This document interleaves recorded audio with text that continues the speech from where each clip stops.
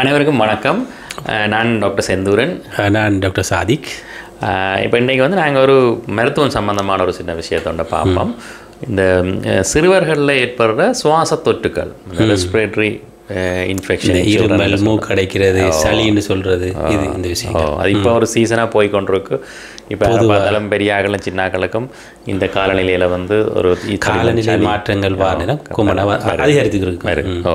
அப்போ இதே சின்ன பிள்ளைகளில் கூட வருது. சின்ன பிள்ளைகளில் வந்தோன்னா கூட அம்மா அப்பாக்கள் கவலைப்படுறது என்னத்துக்குன்னு சொன்னால், ஒன்று அவர்கள் கூட அறிகுறிகளை காட்டுவார்கள். சாப்பிட மாட்டினோம், நிதிர உள்ள மாட்டினோம், காய்ச்சல் கூட இருக்கும், ஆக்டிவ் இல்லாமல் இருப்பாங்க. அப்போ கூட கவலை ஏற்படுத்தும். இப்போ அதால் அப்பா அம்மாக்கள் அதை கவலைப்பட்டு கூடுதலாக பார்க்குற ஆக்களுக்கு பெரிய கவலையை தான் ஏற்படுத்துச்சு. இன்னொரு காரணம் வந்து அவையில் வந்து இம்யூன் சிஸ்டம்னு சொல்கிறது, நோய் எதிர்ப்பு தன்மை வந்து முழுசாக இன்னும் உருவாகி இருக்காது. சில பிள்ளைகள் உருவாகி கொண்டிருக்கு. அப்போ அவர்கள் வந்து இப்போ தான் சூழலுக்கு மெல்ல மெல்லமாக அப்போ அவைக்கு என்ன செய்யும், அடிக்கடி வைரஸ்கள் இதில் தொற்றக்குள்ள அதுக்கு எதிரான பிற பொருள் உருவாகும். அதாவது உருவாகி கொண்டிருக்கு. இதில் வந்து பொதுவாக இந்த சுவாச தொற்றுகளை வந்து ஒரு 5 வகையாக சொல்லினோம். அதில் எங்களுக்குள்ள பொதுவாக அடிக்கடி வரும்.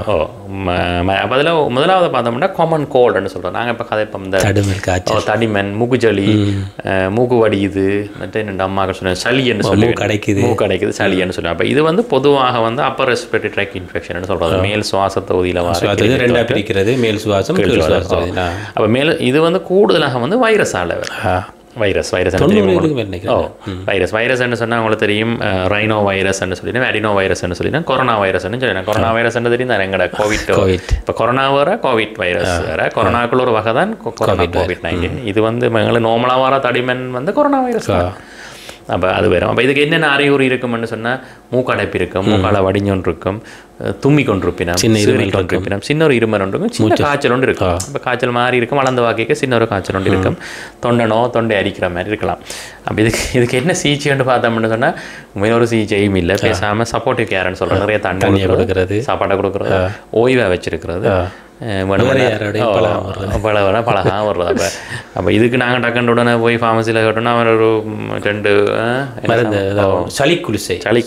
சளிப்பானி அதில் எடுக்க தேவையில்லை. அது வந்து தேவையில்லாமல் ஆன்டிபயோட்டிக் எமாக்சிசிலின் தான் அந்த சளிக்குளிசன் சொல்லி கொண்டு இருக்கிறாங்க. இது ஆபத்தானது, இது எடுக்க வேண்டிய அவசியம் கிடையாது. இல்லை, மேலே டாக்டர்ஸ் ஆகலாம், நாங்களும் சில நேரத்தில் கொடுக்க வேண்டி வரது உண்மையாக தேவையில்லை.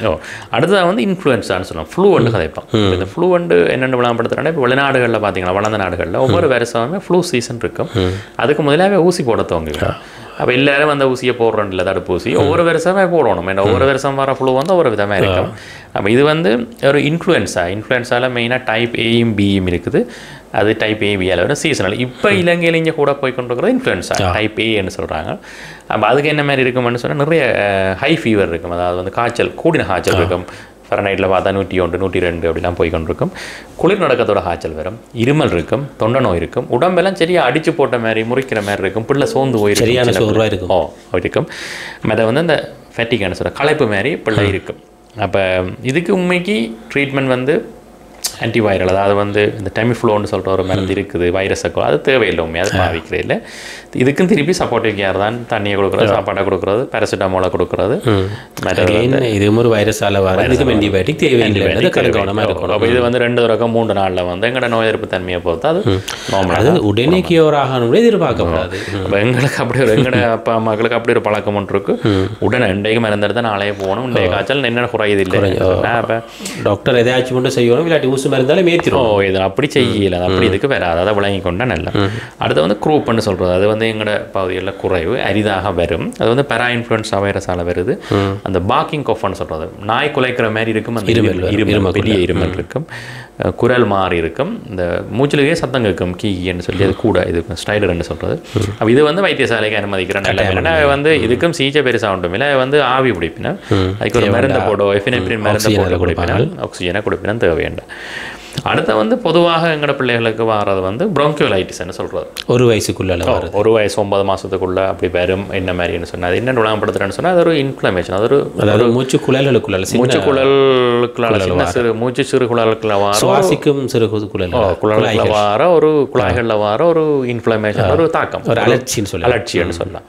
அப்போ அதால் என்ன செய்ய மாட்டோம். அப்போ என்ன மாதிரி இதுக்கு மாட்டா இதுக்கும் சின்னத்தில் ஒரு இழுப்பு மாதிரி இருக்குது. இப்போ சாதாரணமாக நார்மலாக பார்க்குற டாக்டருக்கோ வீட்டு அம்மா அப்பாவுக்கோ வந்து இது ஒரு இழுப்பு வருத்த மாதிரி இருக்குது. ஆனால் அது இழுப்பு இல்லை, அது வந்து ப்ராங்கிலைட்டிஸ்.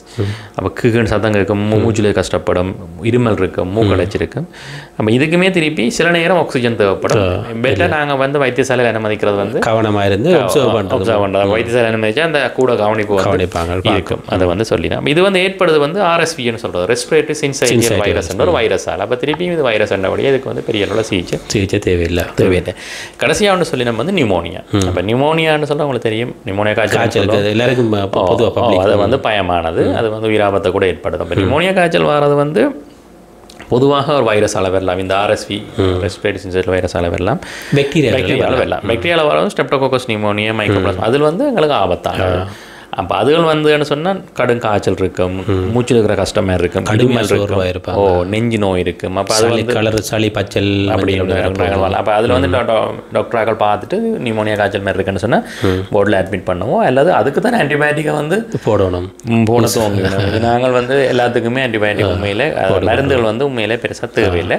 ஆனால் இதில் வந்து உண்மையிலே இப்போ துரதிர்ஷ்டவசமானது என்னன்னு சொன்னால், இப்போ நாங்களே சொன்னாலுமே கேட்குறாங்களே, இப்போ அம்மா அப்பாவுக்கு ஒரு விருப்பம் இருக்கும், உடனடியாக ஏதாவது மருந்து தாங்கோ வெள்ளத்துக்கு. அப்போ அதுக்காகவே டாக்டர்ஸ் வந்து மருந்து கொடுக்க பழகிறோம். அது வந்து இப்போ கஸ்டமருக்கு என்ன தேவையோ இப்போ OP செட்டப்பில் வந்து நாங்கள் மருந்து கொடுக்காட்டி அவை என்ன செய்வினோம்னு சொன்னால் இன்னொரு இடத்த போவினோம், இன்னொரு டாக்டர்கிட்ட போவினோம், அல்லது இன்னொரு இடத்துல ஒரு முறையீட்ட வைத்தியர்கிட்ட போய் எடுக்க பார்ப்பினோம். அப்போ அவைக்கு அது அப்போ பெற்றார் வந்து கொஞ்சம் முழங்கணும், இதுக்கு உண்மையிலேயே மருந்து தேவையில்லை.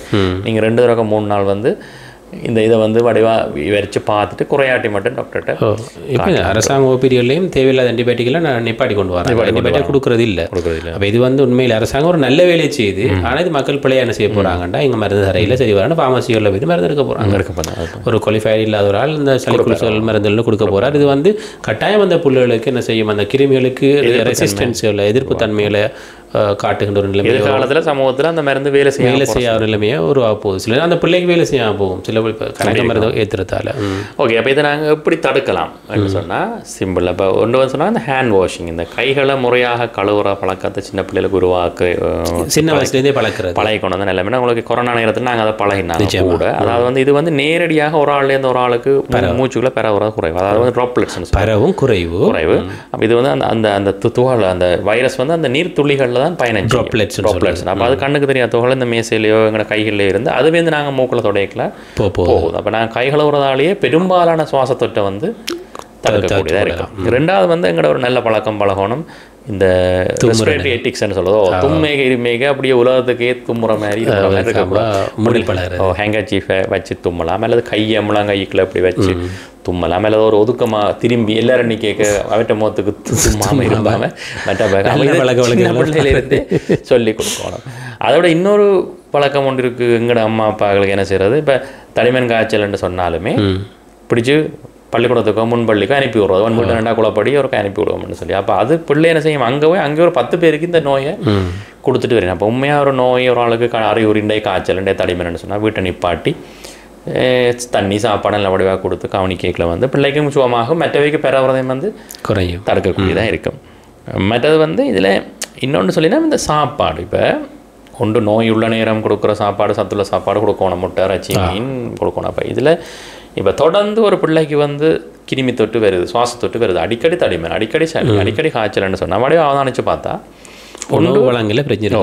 ஒன்று வந்து அவன் 6 மாதத்துக்குள்ள தாய்ப்பால் கொடுத்ததில் ஒரு பிரச்சனை இருக்கும், ஒழிச்சொழிச்சு மாப்பாலை கொடுத்துருப்பினோம், இல்லை தண்ணியை கொடுத்துருப்பினோம், சரியான. அப்போ அந்த நோய் எதிர்ப்பு தன்மை உருவாகிறதுல ஒரு பிரச்சனை இருக்குது. ஓகே, அல்லது 6 மாதத்துக்கு அப்புறம் உணவூட்டலில் நிறைய பிரச்சனை இருக்கும். இப்போ அரசாங்கத்தால் புத்தகம் அடிக்க ஒரு 100 வழங்கியிருக்கணும் என்னென்ன மாதிரி உணவு ஊட்டணும்னு சொல்லி. ஆனால் அப்படி இருந்திருக்காது. இப்போ முட்டை கொடுத்துருக்க மாட்டோம், அல்லது முட்டைக்கு சமனான அவரை இனங்கள் இதுகள் புரத உணவுகள் வந்து கொடுத்துருக்க மாட்டோம். அங்கே முட்டை கொடுக்குறதுக்கு ஒரு ஆள் அங்கே ஒரு ஒன்று சொல்லி கொண்டு இருப்பினோம், மந்த மண்டுவினம் அதை செய்வினோம். அப்போ என்ன நடக்கும், பிள்ளைக்கு நோய் எதிர்ப்பு தன்மை வந்து நோய் எதிர்ப்பு சக்தி உருவாகிறதுக்கு உணவு போஷணை சரியான போஷணையோ. இப்போ பருப்பு, கீரை வகை, முட்டை, இறைச்சி, கிழங்கு வகைகள் எல்லாமே சமனான அளவில் இருக்கணும். அப்போ அதில் தாய்ப்பாலும் அதில் ஒரு முக்கிய பங்கு வகிக்குது. அப்போ இதுகள் சரியாக கிடைக்கலன்னா பிள்ளைக்கு என்ன செய்யும்னா முன்பள்ளி போகிற காலத்தில் தான் கிருமி தொட்டு துவங்கும். சில பிள்ளைகளுக்கு தொடர்ந்து இந்த பால் மாவை கொடுத்துக்கணும். அப்போ அதில் கட்டாயம் வந்து நோய் எதிர்ப்பு சக்தி வராது. அப்போ அதில் போய் இந்த 3 வயது பிறகு வந்தனோண்டு இப்போ என்ன செய்யலாம், நாங்கள் என்னென்ன நோய் எதிர்ப்பு தன்மையை கூட்டுறோம்னு சொன்னால் அது கஷ்டம். சொன்னால் அவங்களோட காலம் வந்து கடந்துட்டு அந்த வளர்கிற நேரமே அது வளர்ந்து கொண்டு வந்துடும். அப்போ அப்படியான இதுகளை வந்து முதலே செய்கிறதால வந்து பெஸ்ட் வந்து எல்லா உணவுகளையும் கொடுக்குறாரு என்று சொல்லி. அப்போ இதில் வந்து நாங்கள் சுருக்கமாக சொல்ல வேண்டியது ஒன்று என்னென்னு சொன்னால், இந்த ஒரு நாள் தடிமை, ஒரு நாள் காய்ச்சறதுக்கு நீங்கள் உடனடியாக வைத்திய ஆலோசனை எடுக்க தேவையில்லை. உண்மையாகவே பதட்டப்படையும் தேவையில்லை. வந்து மற்றவர்களுக்கு பரவுறதை வந்து குறைக்கிறதா இந்த சீசனல் நேரத்தில் செய்கிற உதவி. வேலைக்கு போகிறது பெரியாக்களுக்கு, சின்ன ஆட்களுக்கு பள்ளிக்கூடம் போகிறது, அதில் வந்து அந்த நாள் தவிக்கலாம். ஒரு நல்ல உணவு, நல்ல ஆகாரங்களை கொடுக்கணும். அம்மா அப்பாக்கள் வந்து கொஞ்சம் கான்ஃபிடென்ட்டாக இருக்கணும். ஓகே, இது ஒரு பெரிய பிரச்சனையில் நாங்கள் 2-3 நாள் பார்க்கலாம், அது பார்க்கலாம்னு சொல்லி அவ்வளோதான் என்று கூறிக்கொண்டு விடைபெறுகிறோம். நன்றி, வணக்கம்.